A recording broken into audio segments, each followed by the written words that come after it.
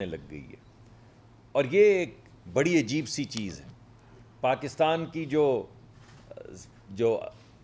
عدالتی فیصلوں کی تاریخ ہے، چاہے وہ مولوی تمیز الدین صاحب کا فیصلہ ہو، چاہے وہ ذوالفقار علی بھٹو صاحب کا فیصلہ ہو، چاہے وہ میاں نواز شریف صاحب کا فیصلہ ہو کہ انہوں نے اپنے بیٹے سے تنخواہ لے سکتے تھے، اگرچہ نہیں لی مگر لے سکتے تھے، اس بنیاد پہ وہ صادق اور امین نہیں رہے. اس بنیاد پر وہ صادق اور امین نہیں رہے.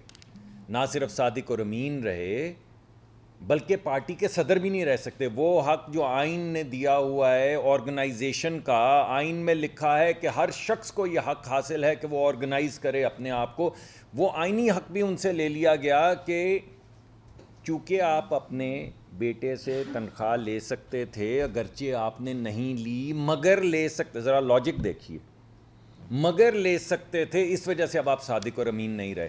اور پھر فیصلہ کیا کہ صادق اور امین کون ہے.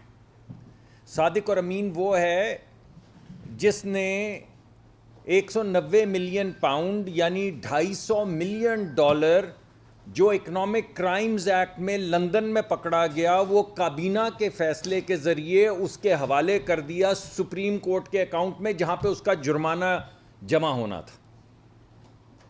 وہ صادق اور امین ہے جس نے وہ $250 ملین جمع کروانے کے بعد 450 کنال جگہ لے لی اس سے تحفتاً، اسی شخص سے جس کے اکاؤنٹ میں $250 ملین جمع کروایا. اس سے 450 کنال زمین ایک ٹرسٹ میں، جس میں صرف عمران خان صاحب اور ان کی زوجہ اس کے ٹرسٹیز ہیں، اس میں لے لی. مگر وہ صادق اور امین ہے. اور وہ فرا صاحبہ 250 کنال جگہ، 200-250 کنال جگہ، یہ جہاں پہ آپ ایک کنال نہیں لے سکتے جگہ جہاں خان صاحب رہتے ہیں، اس محلے میں جہاں پہ آپ 10 مرلے زمین نہیں خرید سکتے، پاکستان کے رئیس لوگ 1 کنال زمین نہیں خرید سکتے، وہاں پہ 200-250 کنال زمین ان کے حوالے کر دی گئی اس فیصلے کے بعد $250 ملین جمع کروانے کے. مگر وہ صادق اور امین ہے.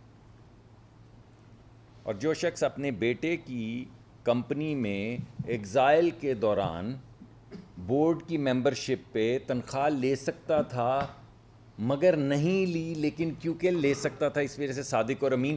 یہ ہیں وہ عدالتی فیصلے جو اب عوامی عدالت میں آ چکے ہیں، یعنی جس کو میں کہہ رہا ہوں کہ فیصلوں کی عبوری عدالت عوام کے سامنے لگ چکی ہے. اب اسی طرح کے فیصلے اور ہونے جا رہے ہیں. اب میں آپ سے یہ پوچھتا ہوں کہ ایک طرف یہ کہا گیا کہ تنخواہ نہ لینے پہ آپ پارٹی کے صدر چلیں. نہیں، آپ نے ایک فیصلہ کر دیا، میرا ٹکٹ ذاتی، اس بنیاد پہ پارٹی کا ٹکٹ میرا کینسل کر دیا گیا عدالت کے ذریعے.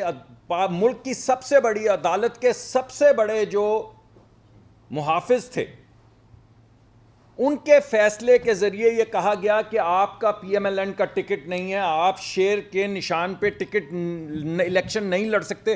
کیوں نہیں لڑ سکتے؟ کیونکہ پارٹی کے صدر کے سگنیچر ہیں. کس کے سگنیچر ہیں؟ پارٹی کے صدر کے. اس وقت میں الیکشن نہیں لڑ سکتا تھا یا نہیں لڑ سکا پارٹی کے ٹکٹ پہ کیونکہ اس کے صدر کے سائن تھے.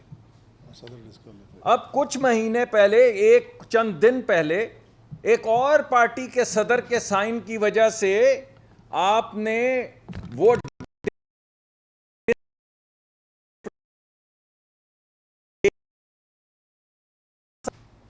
ڈیفیکشن تھی. اس ڈیفیکشن کی روح سے ان لوگوں کو نہ صرف نااہل کر دیا گیا، ان کو جو آئین میں لکھا پڑا ہے کہ اگر آپ یہ کریں گے تو اس کی سزا ملے گی. سزا یہ ہے کہ آپ کی سیٹ ختم ہو جائے گی. سیٹ ختم کر دی گئی. مگر ساتھ میں ایک آئین جو لکھنے والوں نے کہا کہ اگر آپ کریں گے تو سزا ملے گی، ان کو کہا جو آپ نے کیا ہے وہ بھی نہیں ہو سکتا. چلیں، یہ بھی ایک فیصلہ ہے، یہ بھی عوام کی عدالت میں. مگر جب ایک چودھری شجاعت صاحب نے، جو پارٹی کے صدر ہیں، یعنی ہماری پارٹی کے صدر نے لکھا، ہمارا ٹکٹ گیا. عمران خان صاحب کی پارٹی کے صدر نے لکھا، بالکل وہ منوان اسی طرح تسلیم کیا گیا.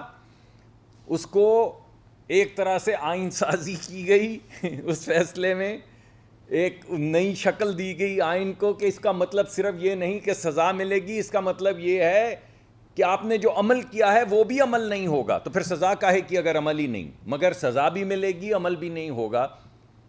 اور ایک چودھری شجاعت صاحب بھی کسی پارٹی کے صدر تھے، جب ان نے لکھا تو کہا کہ پارٹی کا صدر یہ کیسے ہو سکتا ہے؟ تو وہ کون سی پارٹی تھی، وہ کیا تھا؟ وہ نواز شریف صاحب کیا تھے جنہوں نے سائن کیے تھے میرے ٹکٹ کے اوپر، وہ کیا تھے؟ وہ کچھ اور تھے۔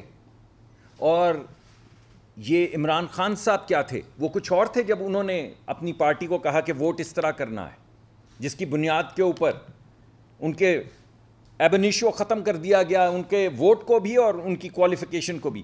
تو بھائی اب کیا ہوا؟ اب یہ تمام فیصلے آپ کے سامنے آ رہے ہیں عوام کی عدالت میں، ساتھ کے ساتھ ایک فیصلہ یہ بھی آ رہا ہے جو اب الیکشن کمیشن کو کرنا ہے۔